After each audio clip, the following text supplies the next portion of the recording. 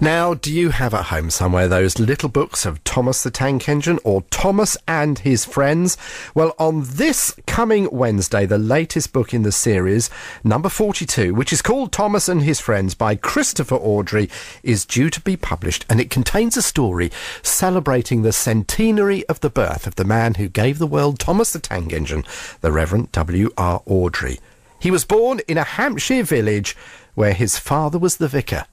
I've been there.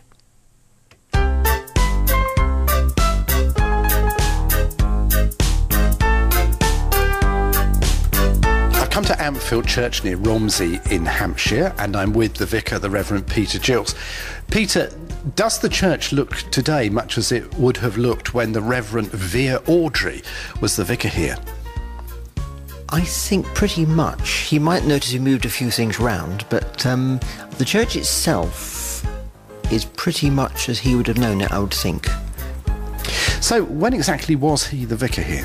He was here roughly about late 1800s to 1917, I think he retired. When Vicar Awdry was the vicar here in Ampfiled, Wilbert was born, but these weren't entirely happy years for them, were they, as a family? No, there was two losses. One was of a girl who died during her childhood, and the other was the death of Carol Awdry, his son, for whom there's a memorial window in the church here. And that was during the First World War? That was during the First World War, yeah. Is there a sense, Peter, of pride in that this is the place where the man who gave the world Thomas the Tank Engine was born?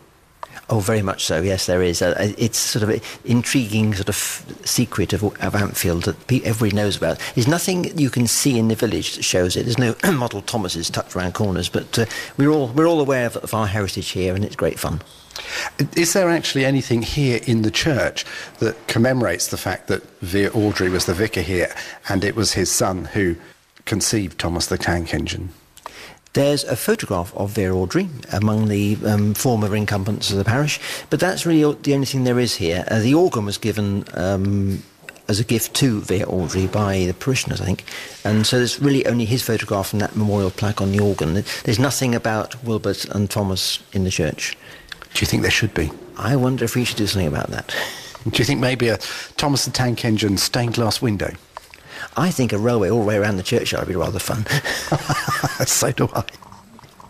I've come into the vestry with the current vicar of St Mark's at Ampfiled, Peter Gilks. We're looking at, well, it's a bit of a rogues gallery, Peter. Yes, it is rather. There's a picture of Vicar Awdry, who's the third vicar here.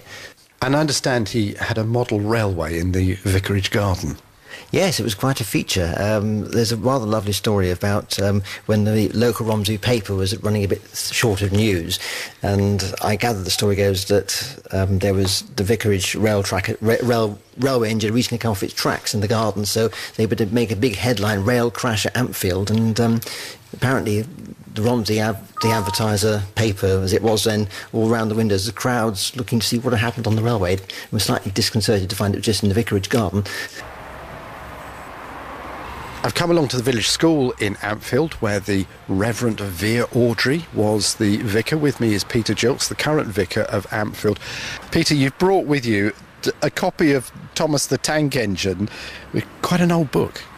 Yes, this one, published in 1957. It's the 12th of the series, called The 8 Famous Engines. And it's got your name in the front? It's got my name in the front. The paper cover disintegrated long ago because it's been well worn. And when were you given this? It was given as Christmas 1959 by Auntie May, who lived in Romsey. Proud of it? Oh, very proud, yes. There was a whole selection at one point, but they've rather disintegrated over time.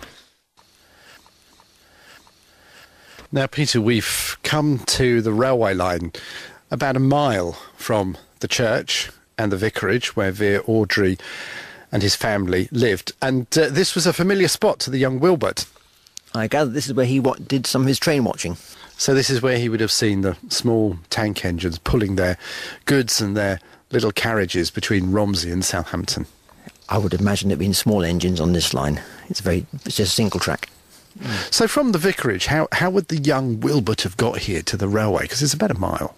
Well, he might have had a bike, I don't know. But I would imagine he walked across the fields. There is a footpath going roughly between Ampfiled and this lane, so that he probably came down there, but I guess he might have hopped on his bike or something. And spent many happy hours watching the trains go by. I would imagine so. Peter Jilks, the Vicar of Ampfiled, with me there. Now, coming up, we've got an interview with Christopher Awdry, son of W.R. Awdry, who has carried on the tradition of writing the Thomas and Friends books. This is Isla Grant, A Train Called Glory.